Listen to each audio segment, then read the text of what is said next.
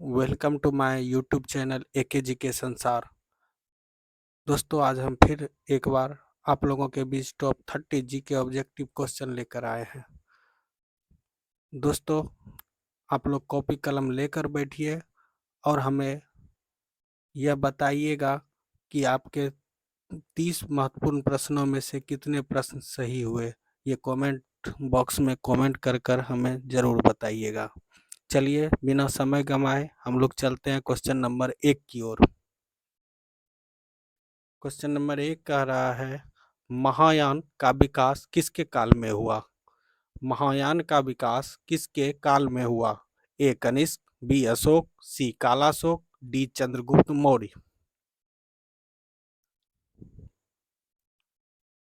आपका सही जवाब ए कनिष्क। महायान का विकास कनिष्क काल में हुआ।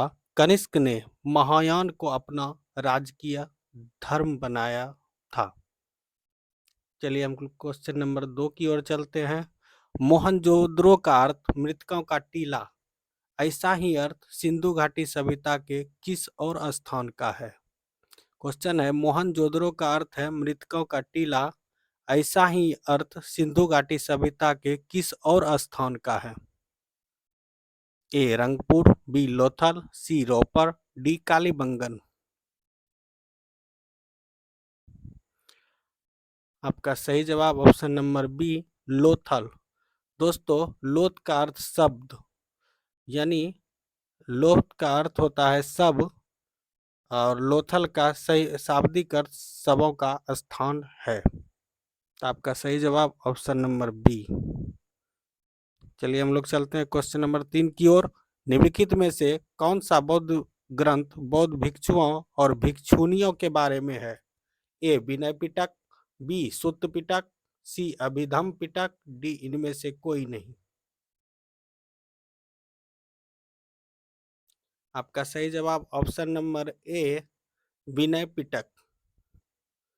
बौद्ध धर्म के 3 प्रमुख ग्रंथ हैं, विनय पिटक, सुत्त पिटक, अभिधम पिटक।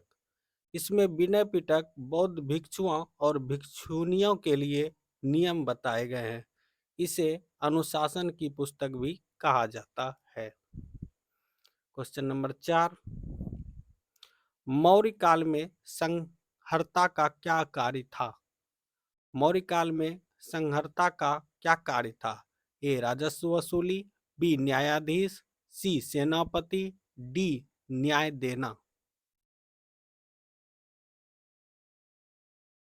आपका सही जवाब ऑप्शन नंबर ए राजस्व वसूली। मौर्य काल में संहर्ता उसे कहा जाता था जो राजस्व की वसूली करता था। क्वेश्चन नंबर 5, गांधार शैली का विकास किस काल में हुआ? गांधार शैली का विकास किस काल में हुआ? ए मौर्य काल में, बी गुप्त काल में, सी शुंग काल में, डी कुषाण काल में।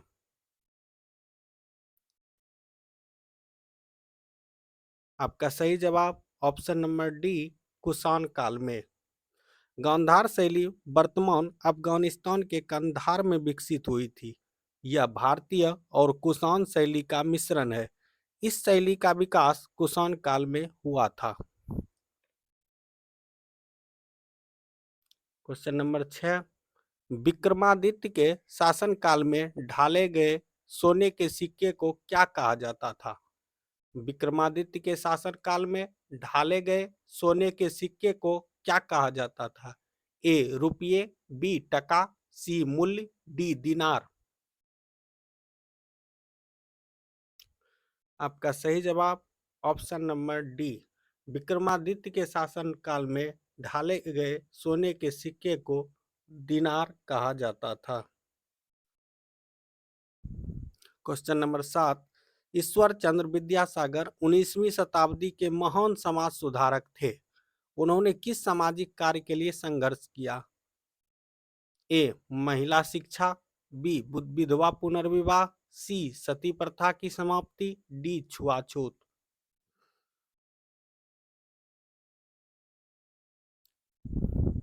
बी विधवा पुनर्विवाह।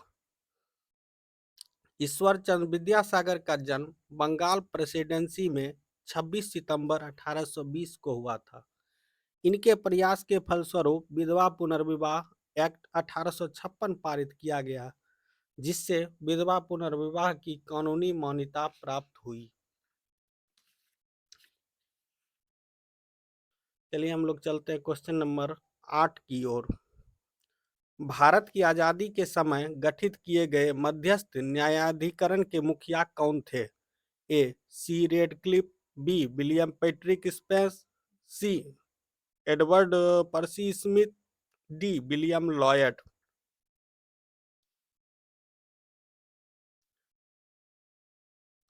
आपका सही जवाब option number B, William Patrick Spence.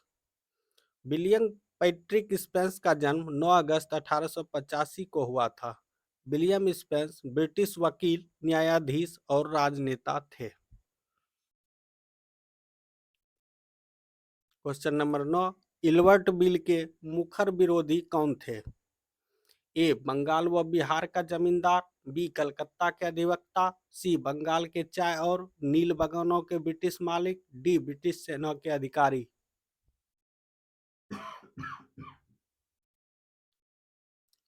आपका सही जवाब ऑप्शन नंबर सी, बंगाल के चाय और नील बागानों के ब्रिटिश मालिक। इल्बर्ट बिल 1883 में वायसराय लॉर्ड रिपन के कार्यकाल में पेश किया गया था। इस बिल को सर सीपी इल्बर्ट ने तैयार किया था। इस बिल के अनुसार भारतीय न्यायाधीश ब्रिटिश अपराधियों पर न्यायिक कार्रवाई कर सकते थे। क्वेश्चन नंबर 10, निम्नलिखित में से किसने प्रेस के ऊपर सेंसरशिप लगाई थी? निम्नलिखित में से किसने प्रेस के ऊपर सेंसरशिप लगाई थी? A. Lord William Bentinck, B. Lord Curzon, C. Lord Wellesley, D. Lord Ripon.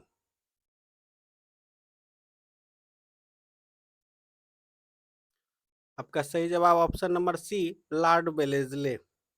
Lord Wellesley ने 1719 में प्रेस रेगुलेशन शुरू की थी। इसके प्रभाव के कारण कई अखबारों पर शुरू में ही सेंसरशिप लगा दी गई थी। क्वेश्चन नंबर 9, क्वेश्चन नंबर 11, लोकतंत्र को लोगों का, लोगों द्वारा और लोगों के लिए शासन किसने बताया? सॉरी दोस्तों, इसमें ऑप्शन मिस्टेक है। इसका सही जवाब होगा अब्राहम लिंकन। Abraham Lincoln.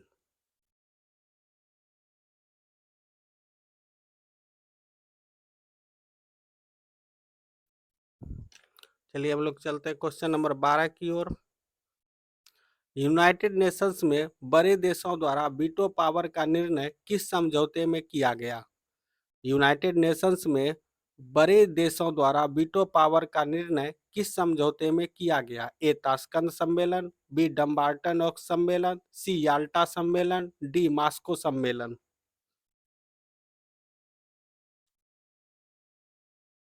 आपका सही जवाब ऑप्शन नंबर बी, डम्बार्टन ऑक्स सम्मेलन। क्वेश्चन नंबर 13, संसदीय व्यवस्था भारत में किस देश के संविधान से ली गई है? क्वेश्चन है, संसदीय व्यवस्था भारत में किस देश के संविधान से ली गई है? A. Germany, B. France, C. Britain, D. United States. आपका सही जवाब ऑप्शन नंबर सी, ब्रिटेन। संसदीय व्यवस्था भारत में ब्रिटेन के संविधान से ली गई है। क्वेश्चन नंबर 14, इंडिया जो कि भारत है राज्यों का एक संघ होगा, यह भारत के संविधान में निम्नलिखित में कहाँ उल्लिखित है? इंडिया जो कि भारत है राज्यों का एक संघ होगा, यह भारत के संविधान में निम्नलिखित में कहाँ उल्लिखित है? ए. प्रस्तावना, बी. अनुच्छेद 1, सी. अनुच्छेद 2, डी. दूसरी अनुसूची।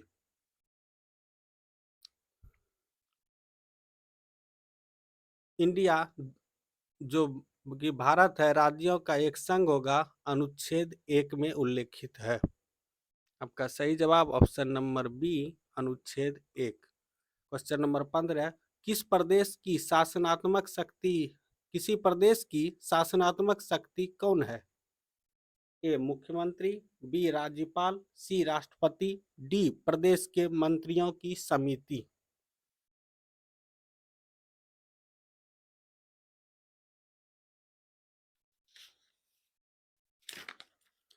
आपका सही जवाब ऑप्शन नंबर बी, राज्यपाल।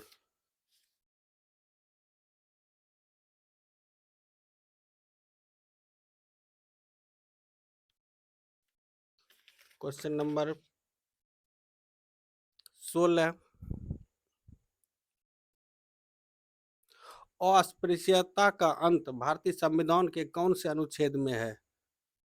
अस्पृश्यता का अंत भारतीय संविधान के कौन से अनुच्छेद में है? ए अनुच्छेद 11, बी अनुच्छेद 12, सी अनुच्छेद 15, डी अनुच्छेद 17। आपका सही जवाब ऑप्शन नंबर डी, अनुच्छेद 17।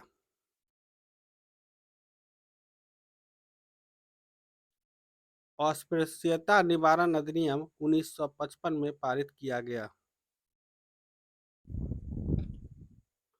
क्वेश्चन नंबर 17, भारत के नियंत्रक और महालेखा परीक्षक किसके लेखपाल के रूप में कार्य करते हैं? भारत के नियंत्रक और महालेखा परीक्षक किसके लेखपाल के रूप में कार्य करते हैं? ए केवल केंद्र सरकार, बी केवल राज्य सरकार, सी केंद्र और राज्य सरकार, डी इनमें से कोई नहीं। आपका सही जवाब ऑप्शन नंबर सी, केंद्र और राज्य सरकार। क्वेश्चन नंबर 18, भारत के संविधान के अनुसार राष्ट्रपति कार्यालय में कोई रिक्त पद अधिकतम कितने समय में भरा जाना चाहिए? भारत के संविधान के अनुसार राष्ट्रपति कार्यालय में कोई रिक्त पद अधिकतम कितने समय में भरा जाना चाहिए? ए 6 माह, बी 8 माह, सी 9 माह, डी 12 माह। आपका सही जवाब ऑप्शन नंबर ए, 6 माह। क्वेश्चन नंबर 19, निम्नलिखित में कौन नई अखिल भारतीय सेवाओं की स्थापना कर सकता है? क्वेश्चन है, निम्नलिखित में कौन नई अखिल भारतीय सेवाओं की स्थापना कर सकता है? ए लोकसभा, बी राज्यसभा, सी विधानसभा, डी विधान परिषद।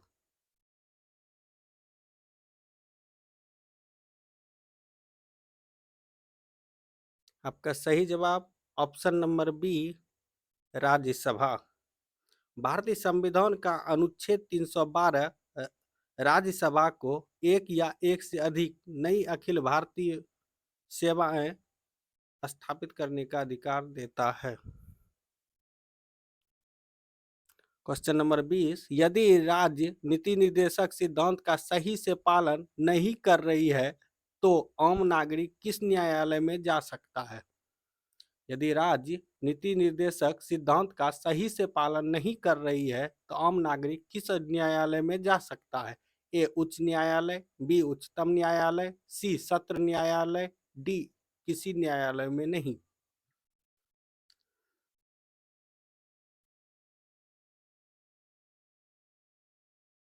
आपका सही जवाब ऑप्शन नंबर डी, किसी भी न्यायालय में नहीं जा सकता है। क्वेश्चन नंबर 21, नामधापा राष्ट्रीय उद्यान कहाँ है? नामधापा राष्ट्रीय उद्यान कहाँ है? ए असम, बी अरुणाचल प्रदेश, सी मणिपुर, डी मिजोरम।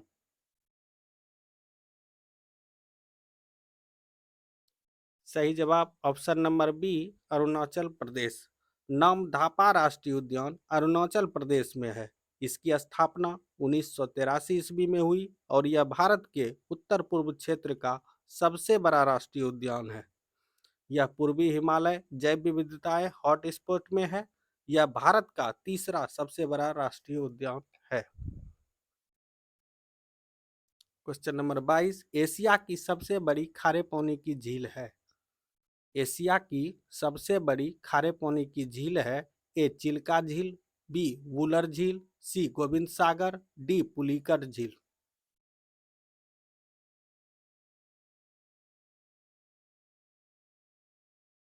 एशिया की सबसे बड़ी खारी पानी की झील चिल्का झील है। सही जवाब ऑप्शन नंबर ए, जो कि उड़ीसा राज्य में स्थित है।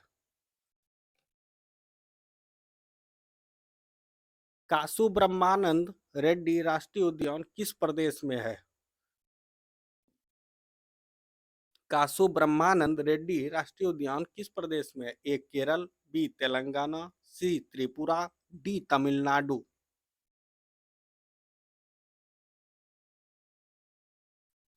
आपका सही जवाब ऑप्शन नंबर बी तेलंगाना। कासु ब्रह्मानंद रेड्डी राष्ट्रीय उद्यान तेलंगाना में है। यह तेलंगाना के जुबली पर्वत में है। इसका क्षेत्रफल लगभग 300 एकड़ में है और यहाँ 600 तरह के पेड़, 140 तरह के पक्षी पाए जाते हैं। इसके अलावा यहाँ तितलियां और कीड़े मकोड़ों की भी 30 से अधिक प्रजातियां पाई जाती है। क्वेश्चन नंबर 24, तनिंथाराई राष्ट्रीय उद्यान किस देश में है? तनिंथाराई राष्ट्रीय उद्यान किस देश में है? ए भारत, बी बांग्लादेश, सी म्यांमार, डी भूटान। सही जवाब ऑप्शन नंबर सी म्यांमार। तनिंथाराई राष्ट्रीय उद्यान म्यांमार में है। इसका क्षेत्रफल 2072 वर्ग किलोमीटर है। यहाँ सांबर हिरन, हाथी, भौंकने वाला हिरन, बाघ, तेंदुआ आदि का क्षेत्र है। क्वेश्चन नंबर 25, कालेश्वर राष्ट्रीय उद्यान किस प्रदेश में है? कालेश्वर राष्ट्रीय उद्यान किस प्रदेश में है? ए हरियाणा, बी उत्तर प्रदेश, सी पंजाब, डी इनमें से कोई नहीं।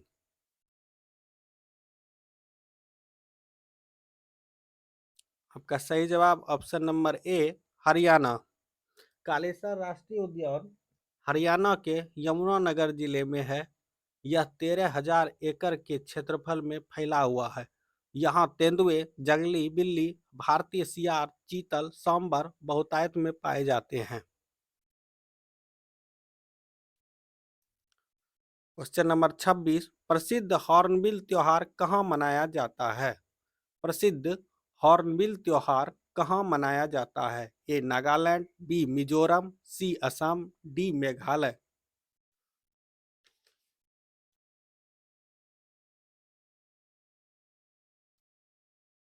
आपका सही जवाब option number A Nagaland.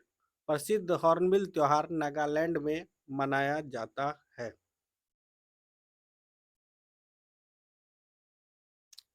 Question number 27, प्रतिवर्ष हाथी महोत्सव कहाँ मनाया जाता है? प्रतिवर्ष हाथी महोत्सव कहाँ मनाया जाता है? ए जयपुर, बी जोधपुर, सी कोटा, डी अजमेर। का सही जवाब ऑप्शन नंबर ए जयपुर। इस उत्सव में हाथियों को सजाया जाता है। क्वेश्चन नंबर 28, वर्चस्पति पुरस्कार किसके द्वारा दिया जाता है? वर्चस्पति पुरस्कार किसके द्वारा दिया जाता है? ए संस्कृति मंत्रालय, B Azim Premji foundation, C Birla foundation, D Sahitya Kala अकादमी।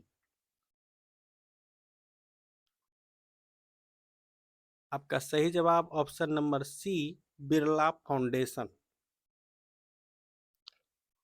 क्वेश्चन नंबर 29, भारतीय मंदिरों में से कौन सी विशेषताएं मिस्र के मंदिरों के पाइलन्स जैसा दिखती है? भारतीय मंदिरों में से कौन सी विशेषताएं मिस्र के मंदिरों के पाइलन्स जैसा दिखती है? ए लाट, बी विमान, सी गोपुर, डी शिखर।